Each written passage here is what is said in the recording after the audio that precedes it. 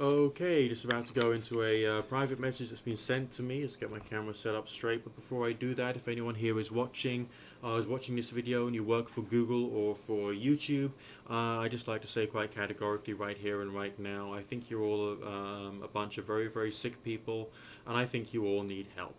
To be honest, the best way to improve YouTube is to set it back to the settings that you had way, way, way back 5 years ago. Okay? You've made it worse. You haven't made it better, you've made it worse. Sorry. Anyway, on with the video. It says, "Hey Nick, how are you?" Sorry, on with the private message that this video is about. It says, "Hey Nick, how are you? I was going to ask you this. I had some scrying sessions done some time ago, nothing to do with Halloween, and it was very intense, more intense than the ones I've had before. Actually, it felt like an astral projection in some ways. My body felt like rubber, and I was moving like waves inside. And in the dark mirror, I could see this figure that looked like an African man with deep yellow eyes. Anyways, the experience was amazing, and at that moment. But the next day, I felt tired. I had headaches, and on the second day, they got even more intense. And on the third day, my head hurted so bad I couldn't sleep until my mother gave me a chanting against the evil eye. I didn't tell her my experience, but she had a hunch I might be suffering from it, and let me tell you, it worked. Now, I don't know the chant. She learned it by reading lips from an old lady and said if you said it out aloud, it won't work. Now, what's your opinion on the mirror experience and the evil eye?" Okay, well, let's start with the evil eye. Even great occultists like Alphonse Louis Constant actually explain the evil eye as a form of psychology. You know, people can give people anxiety or fear or panic, and that can like make their day really, really bad, and they can like make mistakes, and therefore things can work out really badly for them. Okay, that's a definition of the evil eye. But as far as like what your mother did, I don't know. The only thing you need to know is you don't have your migraines right now. You don't have your headaches right now. That's all. Okay? The experience with your black mirror, again, an experience which is very strange, and it happened, and it was an experience. We can't say all that much about these things apart from the fact that they do happen. From a psychological point of view, I mean, or from a physiological point of view, it's quite hypothetically possible that you could have actually had a health problem or an allergy that was giving you the symptoms of a lousy headache. Okay, maybe due to a gut problem, a digestive system problem, coupled with the fact that it was maybe you were slightly malnourished, and the result was you were more predisposed to hallucination anyway. But why an African man with yellow eyes? Well, that's the question. All right, I did a video years ago or ages ago anyway, in which I hypothesized, personally speaking, that hallucination itself could actually be a form of perception, namely what you were seeing in the mirror was a representation of something that you felt. Um, how how that can work, I don't know.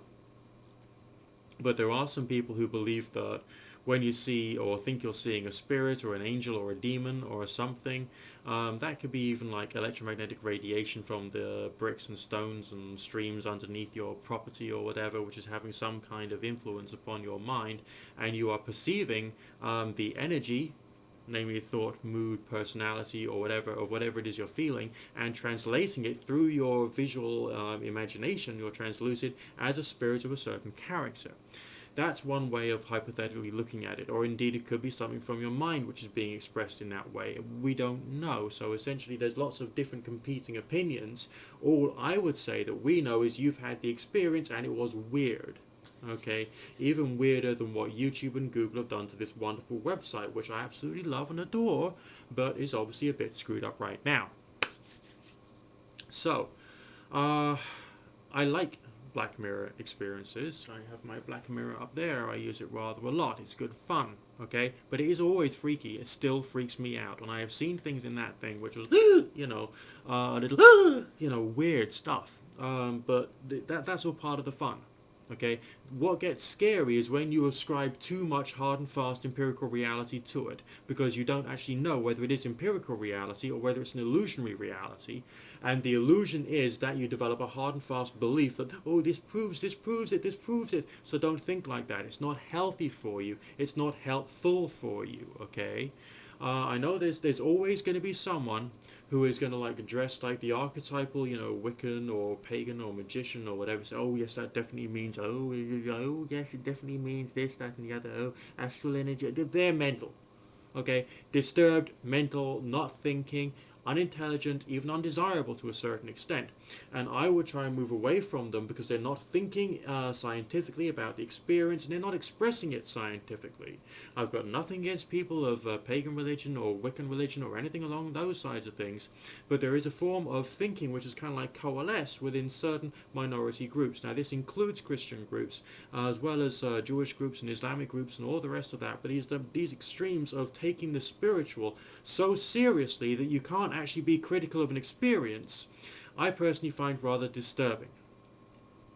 And I think you should as well. Okay? So essentially, you need a more philosophical, rational, logical interpretation of the experience, and just to see where your life can take you from now onward. But generally speaking, just chillax. All right? You've had a wonderfully weird experience. You've lived to tell the tale, and I'm sure you had fun. And that's realistically what we can say right now.